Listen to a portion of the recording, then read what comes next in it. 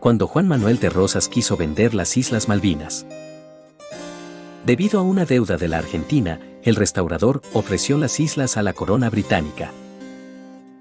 De acuerdo a documentación que se guarda en archivos locales como de Gran Bretaña, Rosas puso en la mesa de negociaciones la cuestión Malvinas y la posibilidad de cancelar la deuda con los tenedores a cambio de entregarles las islas a los ingleses. ¿Fue estrategia política para forzar el reconocimiento de la soberanía o existió la voluntad de hacer un canje? Si te interesa conocer la respuesta, te invitamos que te quedes hasta el final para que no te pierdas ni un detalle de esta controversial historia. Sin más preámbulos, comencemos.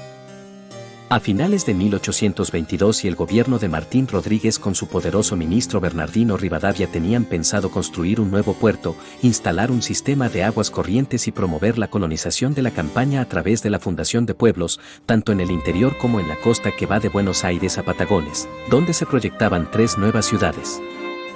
Para ello, en noviembre de ese año la Sala de Representantes aprobó una ley autorizando al gobernador de la provincia de Buenos Aires a contratar un empréstito al exterior. Las tratativas tuvieron lugar en 1824 y se eligió a la Baring Brothers, una casa de banqueros ingleses a los que se les solicitó la suma de 5 millones pesos fuertes que equivalían a 1 millón de libras esterlinas. Se presentaron tierras públicas como garantía. El empréstito se colocó al 85% y se recibió el 70%. La diferencia quedó en los bolsillos de los intermediarios. Y además la Baring retuvo una garantía adicional de 120.000 libras correspondiente a 2 años de intereses y 10.000 libras por gastos y comisiones. Del millón de libras acordados, solo llegarían 560.000. Y como era dificultoso el envío de dinero, se hizo a través de letras de cambio girada contra casas comerciales en Buenos Aires, algunas de las cuales pertenecían a la propia Baring Brothers. El capital recibido fue gastado en la guerra con el Brasil. La dificultad para hacer frente a los intereses llevó al ministro de Hacienda, en 1828, a vender las fragatas Asia y Congreso para cubrir los dividendos vencidos. El proyecto del puerto y los pueblos ya eran tan solo un proyecto más que nunca se concretaría. Aprovechándose de la debilidad del Estado argentino, el 3 de enero de 1833 los ingleses usurparon las Malvinas. En 1835 Juan Manuel de Rosas asumió su segundo periodo como gobernador. Al comienzo de su segundo mandato, Rosas debió enfrentar la presión de los tenedores de bonos por cobrar sus dividendos. En el mensaje a la Sala de Representantes de 1835 aclaró que el gobierno nunca olvida el pago de la deuda extranjera, pero es bien manifiesto que al presente nada se puede hacer por ella. De acuerdo a documentación que se guarda en archivos locales como también, en Gran Bretaña, Rosas puso en la mesa de negociaciones la cuestión Malvinas y la posibilidad de cancelar la deuda con los tenedores a cambio de entregarles las islas a los ingleses. ¿Qué buscaba en realidad Rosas? Nunca lo aclaró.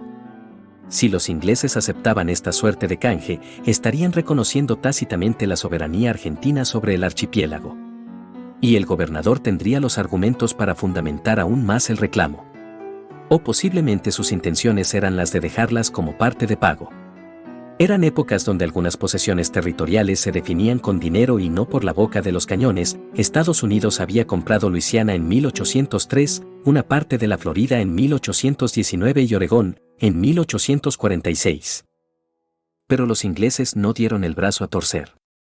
En marzo de 1842 el secretario para Asuntos Exteriores inglés, Lord Aberdeen, negó al gobierno argentino derecho a indemnización alguna. Fue a comienzos de 1843 cuando Felipe Arana, ministro de Relaciones Exteriores de Rosas, instruyó a Moreno y al cónsul argentino en Londres demandar al gobierno de Gran Bretaña una indemnización por el derecho de las Islas Malvinas y que entre en esta el empréstito y sus rentas vencidas. En esa misma comunicación, Moreno explicaba que el gobierno inglés negaba el reconocimiento argentino de la soberanía y que el volumen de la deuda, con intereses, ascendía a 1.900.000 libras esterlinas.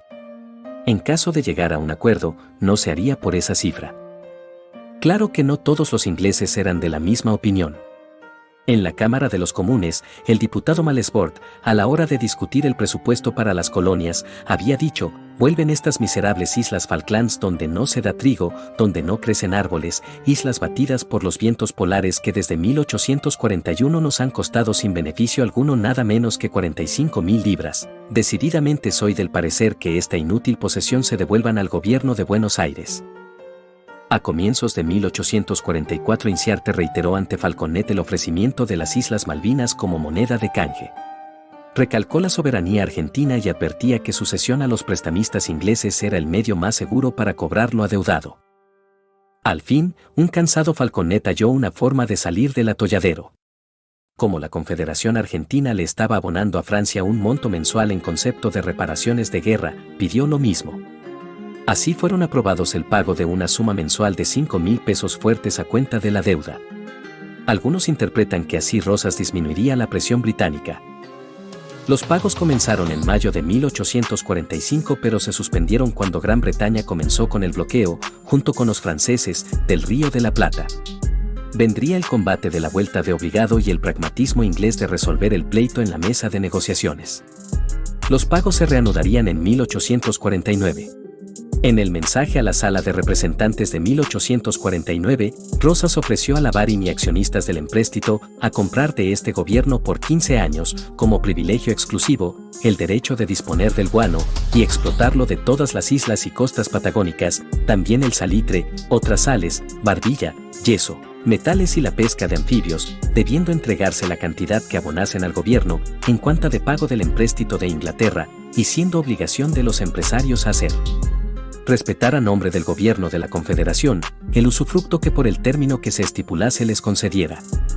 Debía extenderse la extensión del territorio para ese objeto desde la Bahía Nueva, en los 43 grados, hasta el Estrecho de Magallanes, en los 53.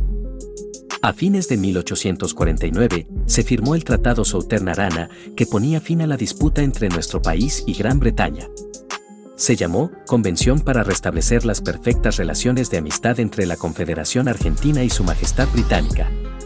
Los ingleses reconocieron la soberanía argentina de los ríos interiores, instaba a nuestro país a solucionar pacíficamente nuestro diferendo con Uruguay y se nos devolvía la flota capturada.